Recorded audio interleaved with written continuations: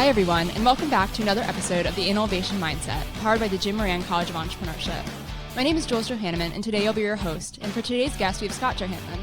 Scott is an FSU alumni, a high school teacher teaching economics, sociology, and AP US history, and a small business co-owner of his company, Forever Fierce. He's also my dad, so I'm honored to have him on the podcast today.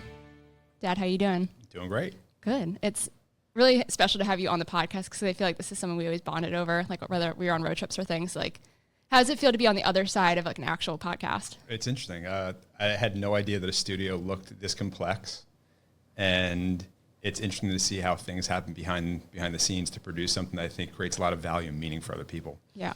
Do you have podcasts that you feel like you specifically really look to for advice or that like you routinely listen to? I do.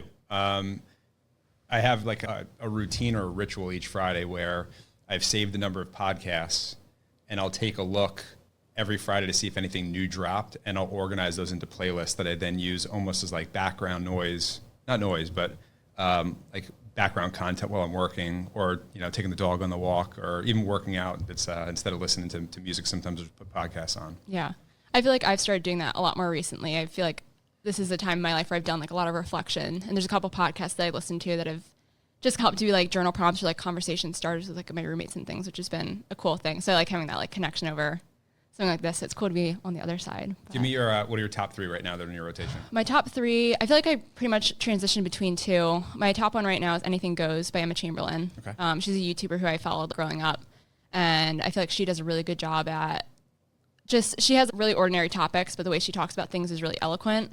And then there's another one called On My Mind by Ava Jules, who's another YouTuber, and it's just whatever's on her mind. I like listening to people just ramble, but they're both like in a similar age phase to me, so I feel like it helps me to just see where like I'm at with that thing. But yeah. All right. So I want to talk a little bit about your time at Florida State. So what were some of the things like you were involved with or your major? I know I've heard a lot about that, but for viewers who are interested at, someone's experience 30 years ago. Sure. So, I was a kid from New York, upstate New York.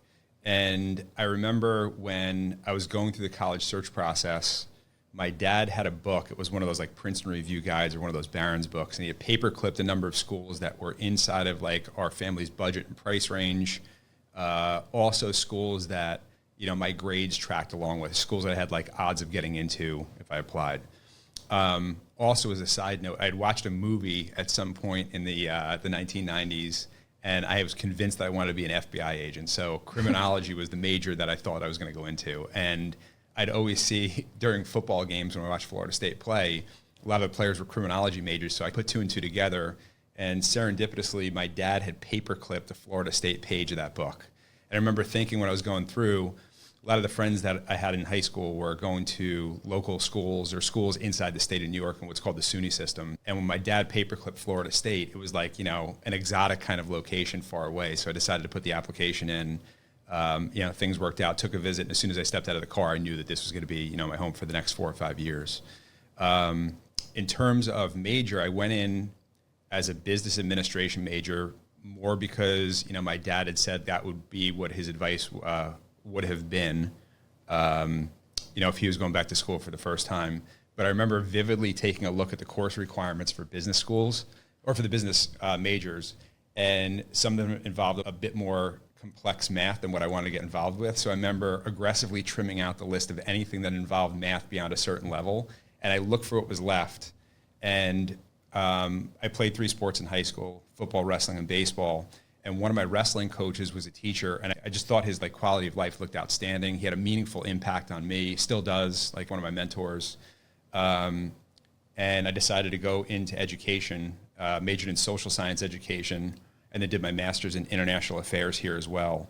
But as soon as I got done, taught for a year in the state of Florida, and then moved back to New York to my old hometown and started teaching at the high school that I went to, and I've been a teacher and a coach there pretty much ever since. So getting into entrepreneurship was definitely not in the cards. Yeah.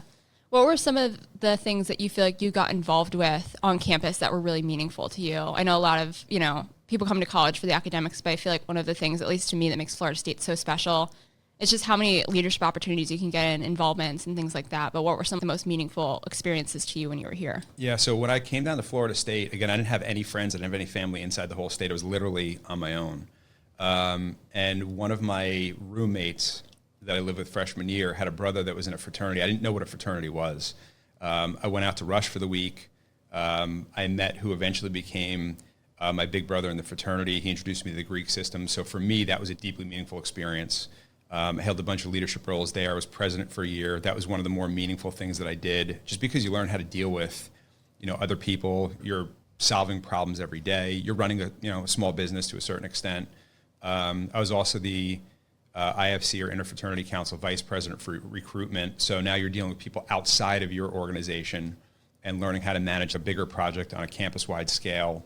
Again, interacting with suppliers and vendors for the first time. That was something that I was not, prepared for or didn't have an experience with.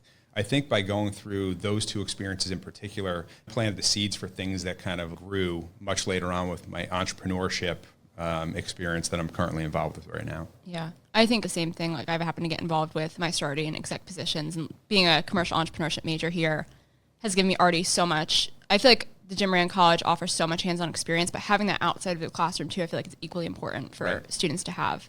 But I guess now that you have me 30 years later, and I have another, younger brother who's also looking at colleges, like, what are some of the things that exist at Florida State now that you either would encourage students to get involved with, or you wish you'd gotten involved with yourself? All right, so I think one of the things that's always stood out to me since you've been making the college visits over the past few years is how small of a school environment Florida State feels compared to the actual number of kids that are on campus.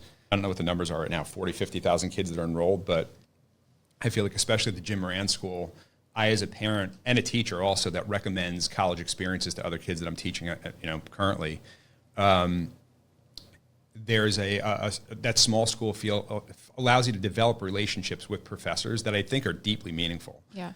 So when I was at Florida State majoring in education, you had to concentrate in a specific area. So mine was American history, and those classes were awesome, and I had some wonderful professors, but they were big, and I didn't have the opportunity, or at least I didn't take the opportunity to seek out relationships during office hours and those sorts of things. I'm watching what you're doing right now with the professors that you have, and that's one of those things that I would certainly suggest kids that are following and coming here to any big university is, get to the office hours, meet your professors, pick their brains and ask them for advice, because ultimately they've gone to the places we were trying to get to. Yeah.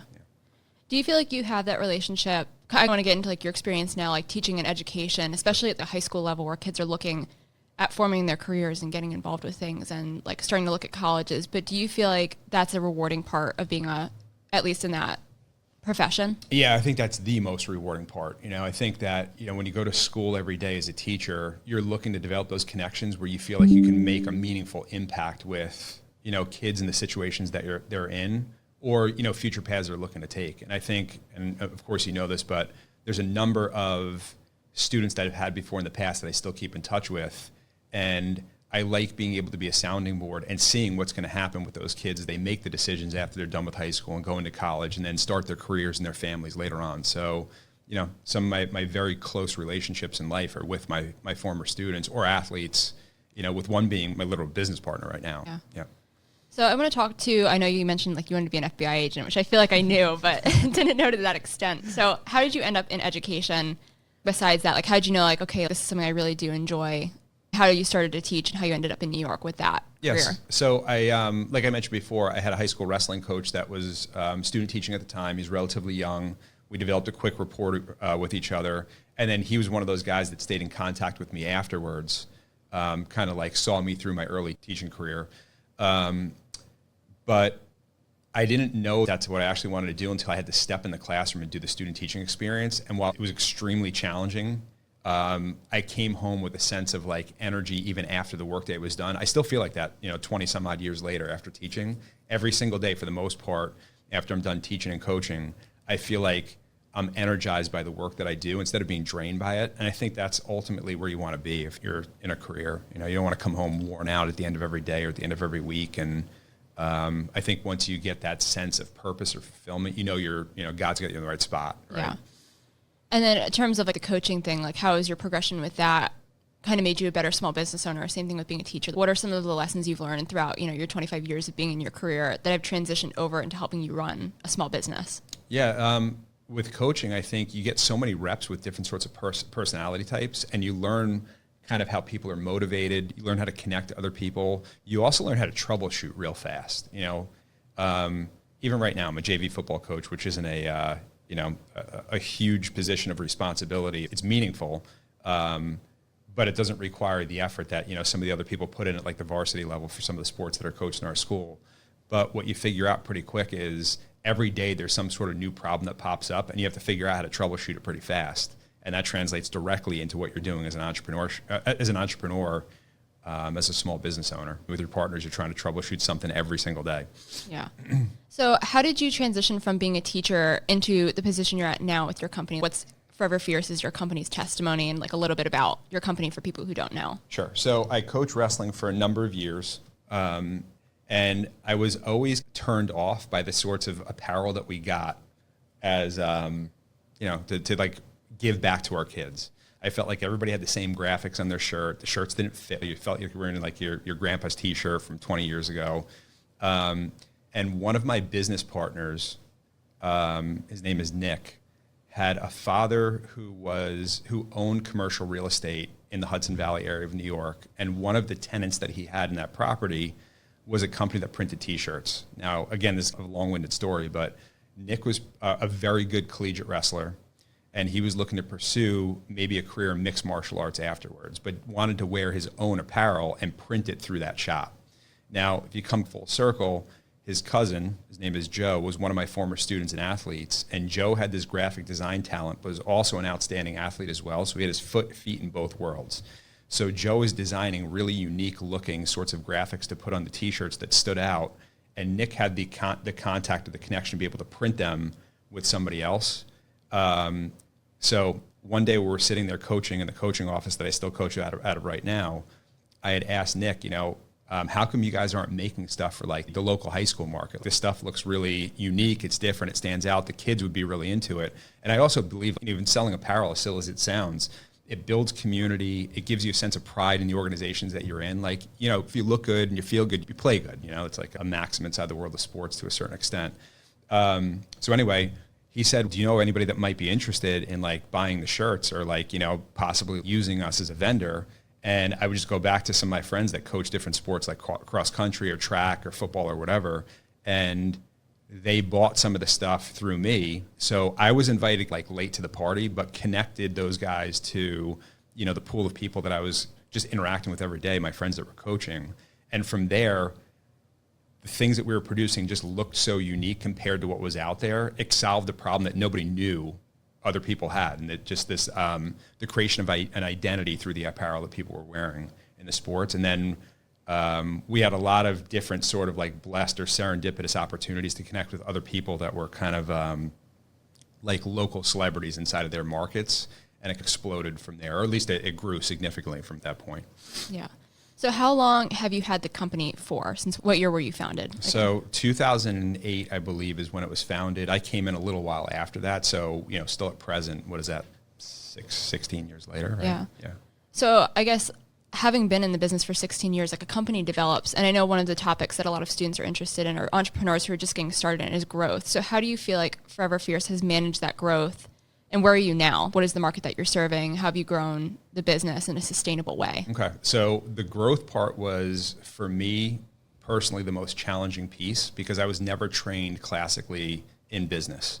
At a certain point, my sales I was just dabbling in with my original partners, and we developed a relationship with my brother, who we subcontract sales out to, but we're partnered up with him, and he just did an outstanding job of putting together like a game plan that he executed on.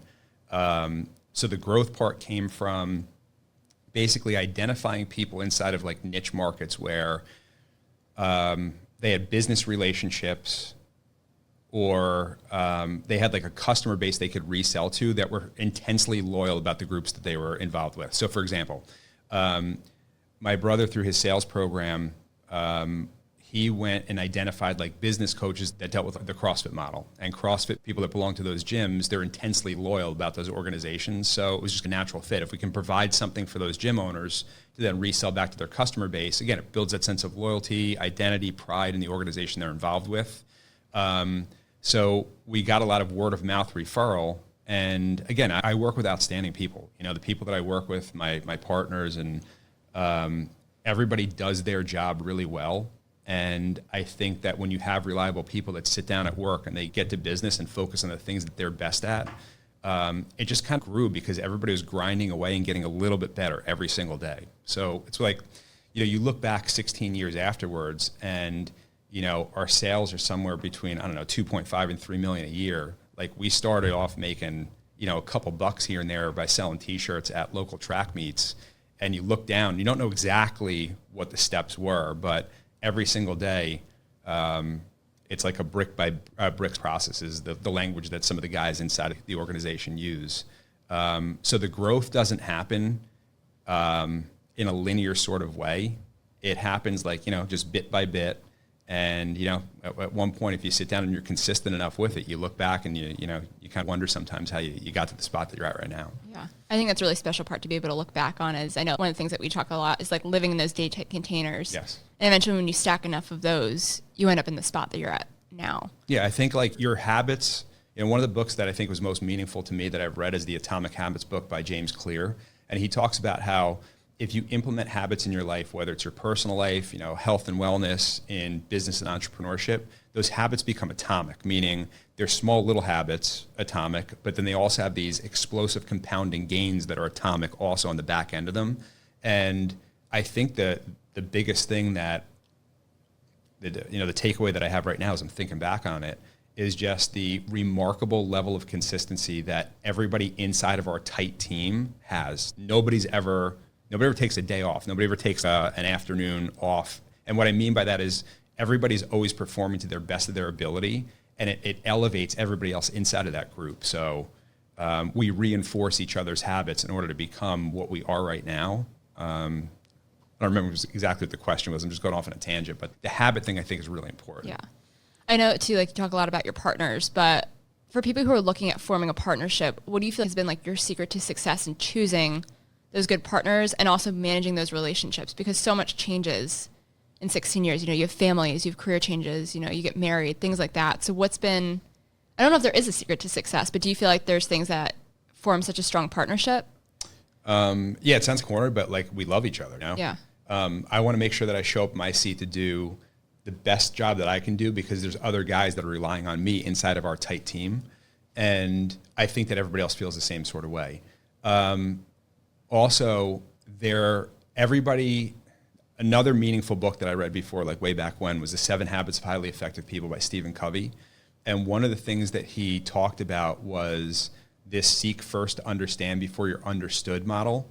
And I feel like everybody that I work with inside of our tight team, everybody has that mentality, you know, like everybody is always thinking about the other people inside first before they think of themselves. And I think that when you have that sort of like culture that's built in, and that takes time to work on, right?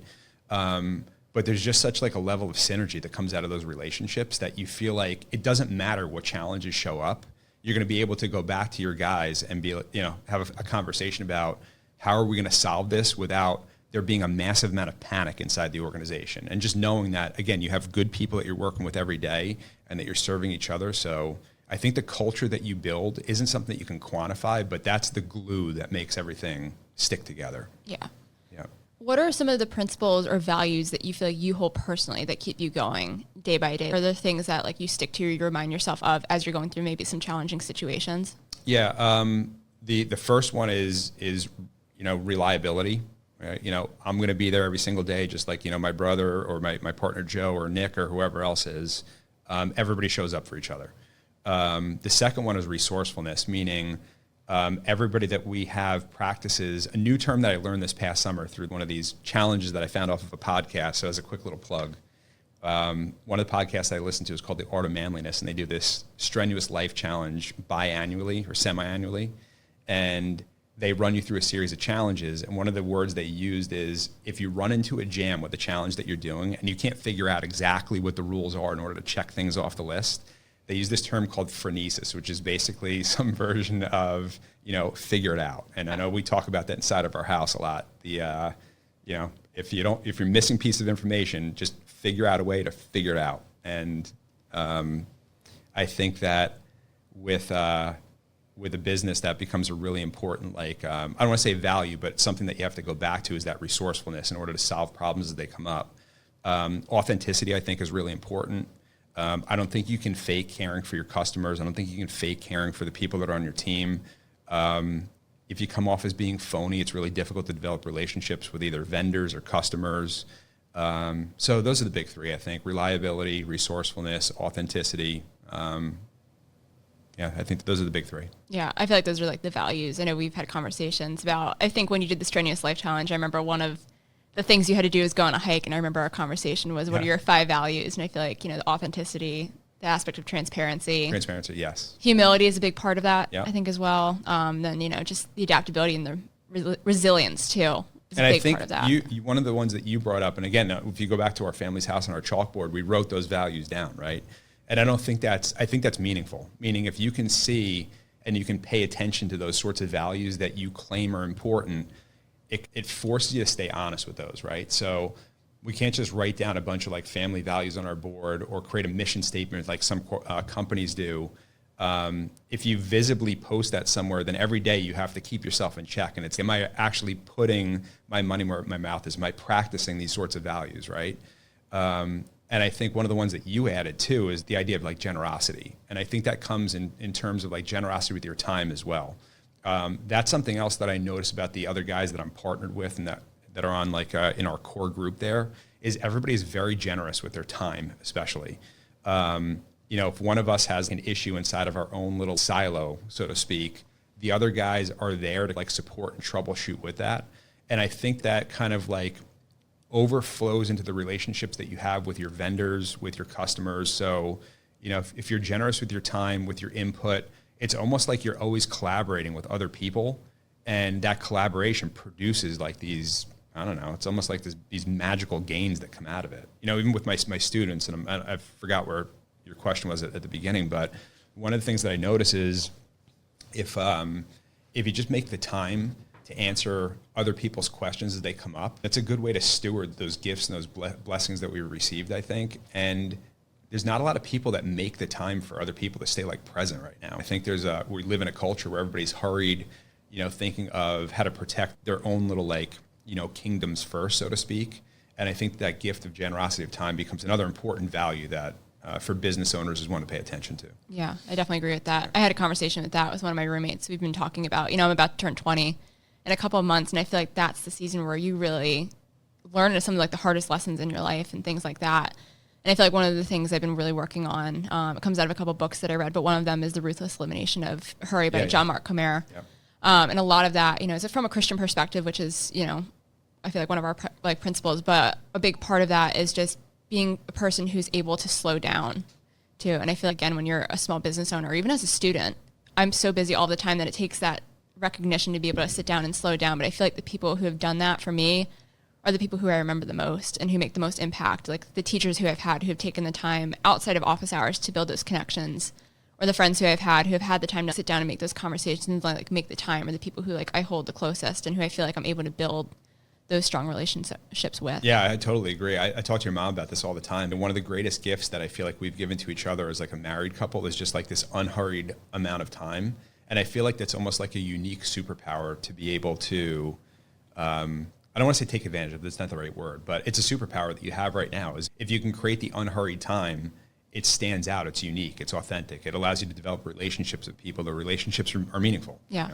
So I think for an entrepreneur, that builds trust so that you keep people around longer. And by keep people around, I mean, when people trust that you're going to fulfill your promises and your obligations, they're more likely to do business with you for a longer period of time, because ultimately, some customers move on to other different sorts of things, but to the best of your ability, I think that that unhurried sense of time to spend time with people and the things that are important to them, is something else to keep in mind. Yeah. What are some of the lessons that you feel like you're currently learning in this phase of your life? I feel like in this phase of my life, one of the ideas that's become really attractive to me is becoming a mentor for other people in a more organized sort of way. So, one of the things that I always wanted to get into was, very, very small business consulting. So for me and for our family, I feel like, the side hustle that's now become like a second full-time job with Forever Fierce, it's produced like meaningful benefits for our family, right? It's produced a sense of purpose for me that I never knew that I would have had. I didn't go to school for business or entrepreneurship. And I think that I would like to be able to help those seeds grow in people that are interested in developing some sort of side hustle, some sort of business that could potentially grow and become meaningful, because you never know. Somebody has an idea they think is like trivial, maybe at the high school level with one of my students, and who knows if they become the next version of entrepreneur XYZ that then creates thousands of jobs for other people and connects entire nations together in these supply chains and vendor relationships. So that's my focal point right now, is just like seeking out the opportunities to again engage in those authentic relationships, just make time for those sorts of those seeds to kind of grow for other people. That's something that's been like at the forefront of my mind. Yeah. One of the things I think is coolest about Forever Fierce as a company is the fact that you've somehow managed to work with the globalization that's happening right now. It's happening fast, but you built relationships with people and been able to give those opportunities to people like Harrison. So can you explain a little bit more about how you've done that and like some of the relationships that you've built? Because I think that's a really cool part of the story of your business. Yeah. So what my brother, again, who's part of our core group, right?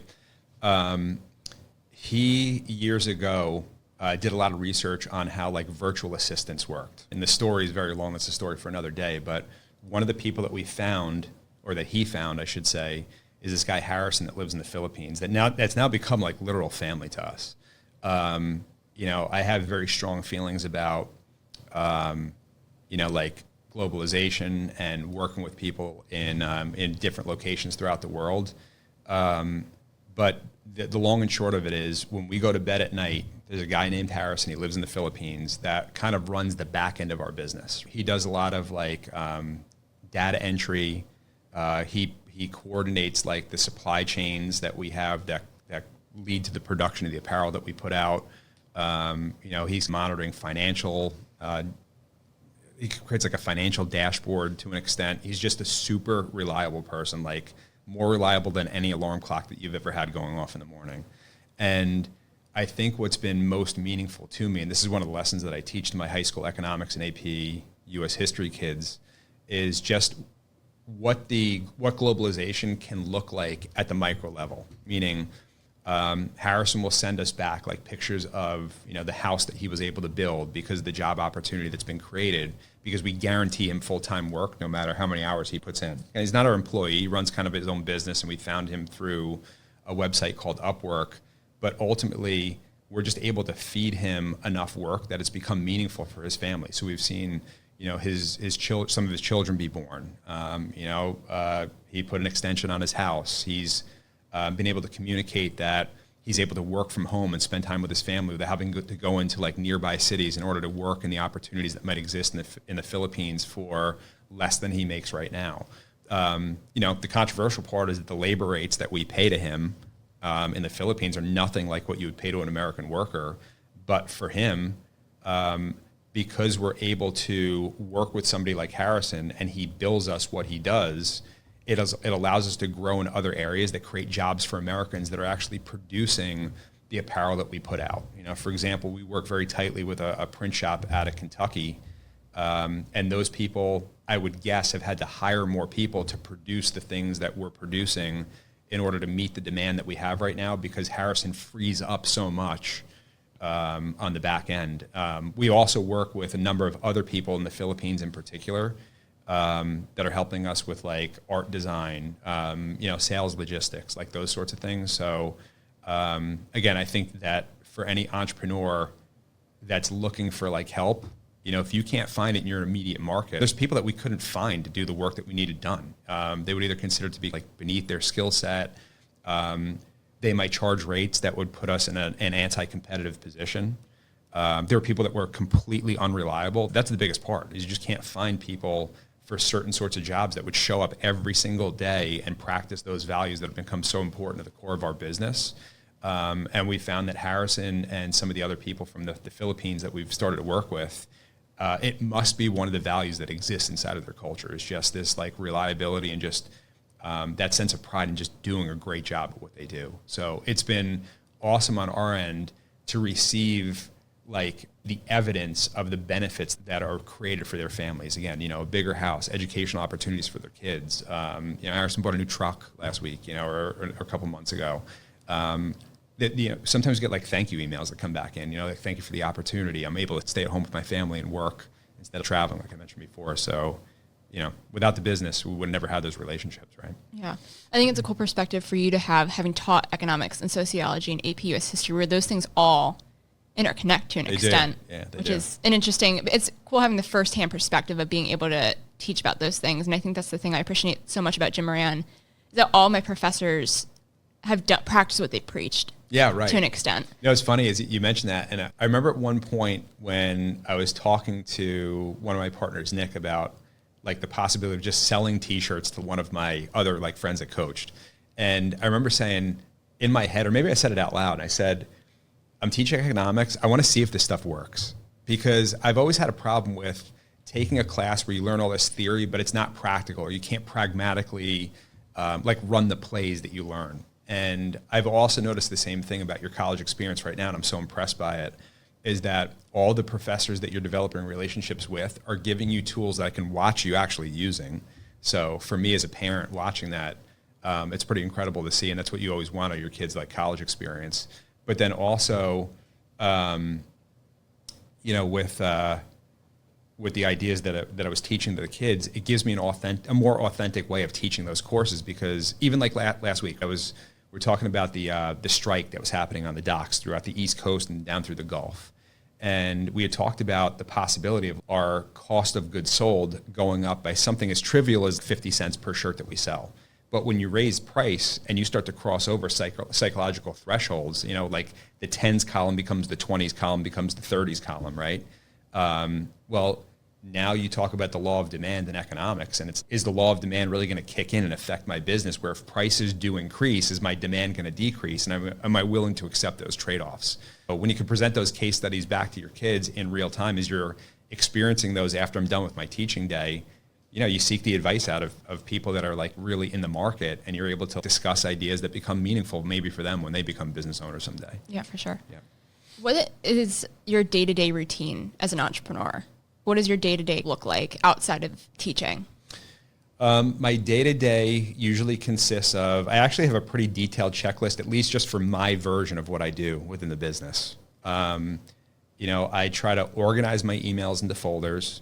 And one of the best pieces of advice that we had gotten was to do some sort of time audit with your day. And we've spoken about that before. But one of the most challenging things for me is as the business started to grow, I felt like I wasn't trained to do the work that I'm actually doing right now.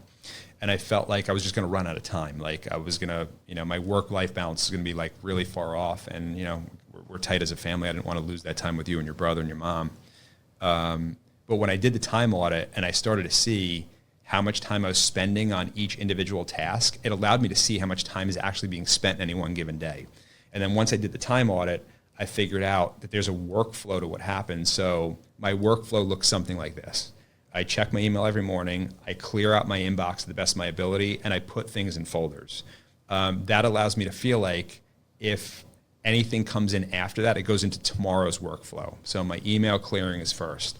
Then I take a look at any sales that came over the previous day. I estimate the costs on all those jobs, and I put them onto like a record or a ledger, so I know how much we're going to owe and how much money is coming in through our accounts receivable. I then pick like one or two vendors each day to make sure I pay, to stay on time with all those. That's very important to me, is making sure that we're current on all of our vendor invoices that are out there. I always have like conversations with the guys that are, the core part of our group. And then we just troubleshoot things as it comes up.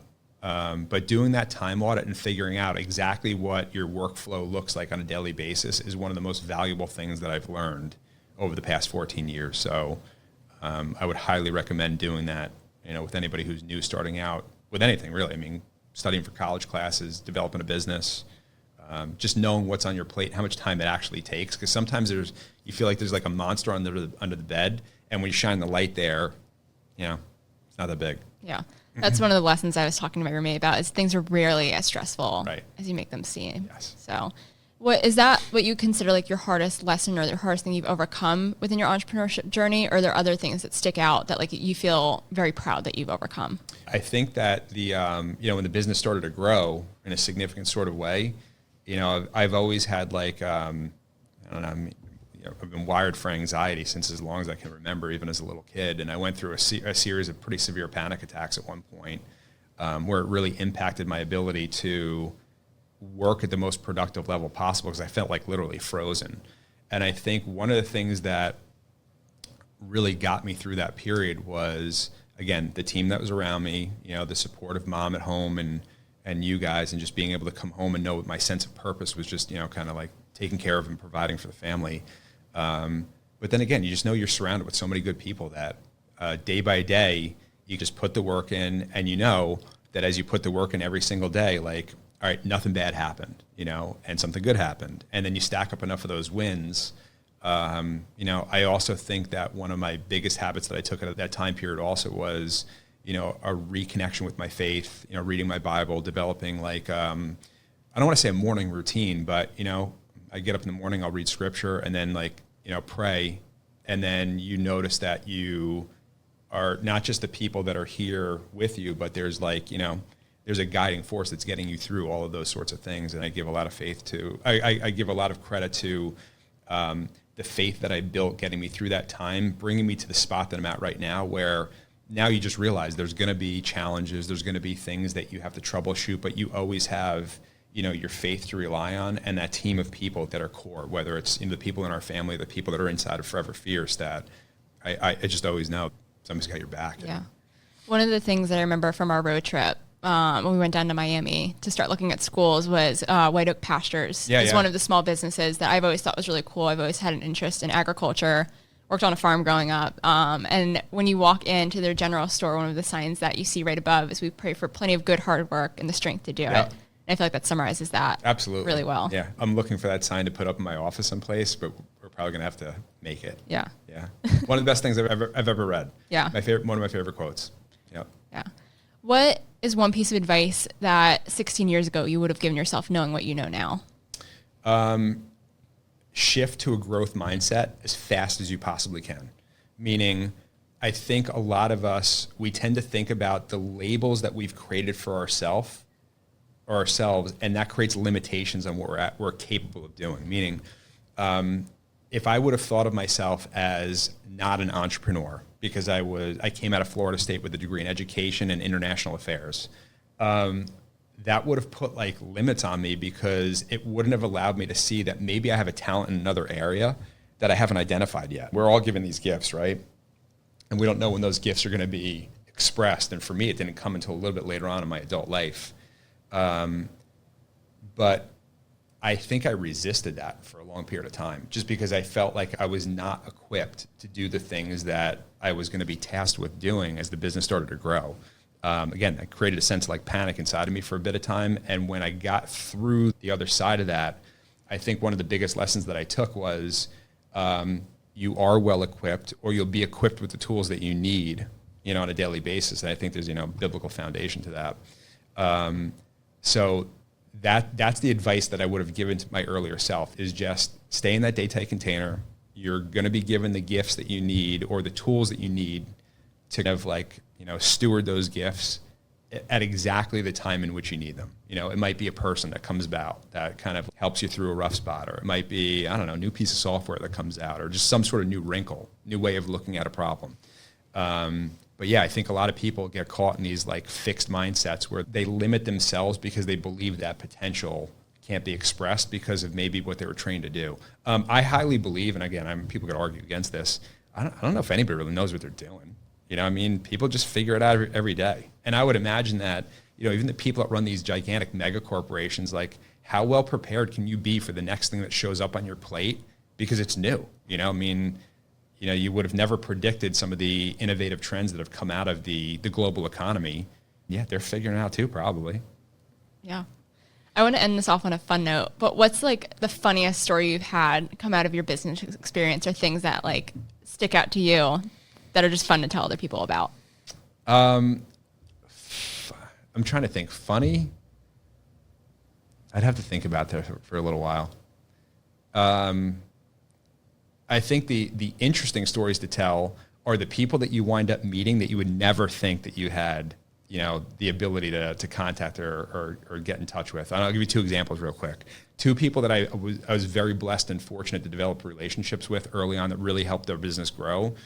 One, his name is Joe DeFranco. He's still like a major, I don't want to call him a fitness influencer because he's so much more than that. But he's a coach that developed athletic training programs like literally out of his garage and developed this model for other people to follow. So I remember there was a quarterback that Florida State had signed years ago. His name is Sean McGuire. That was Jameis Winston's backup for the national title years in like 2013. And I remember looking at like on the War Chant, message boards, like a Florida State message board, somebody had posted something about Sean McGuire's training program, and I clicked in to see like the sorts of workouts that he was doing.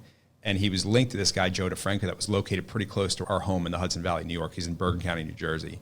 And I remember just like shooting my shot and just saying, look, I think we could do a good job with selling apparel for you. Do you mind if I come down with just a bag full of shirts?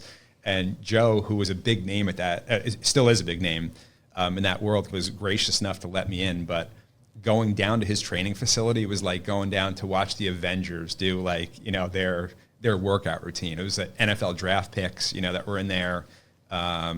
He was the trainer for like Triple H in the WWE. So being inside of that environment was like eye-opening. And had I not, taken the shot, I would have never been exposed to that sort of environment, which I think produced other sort of, meaningful relationships later on down the road.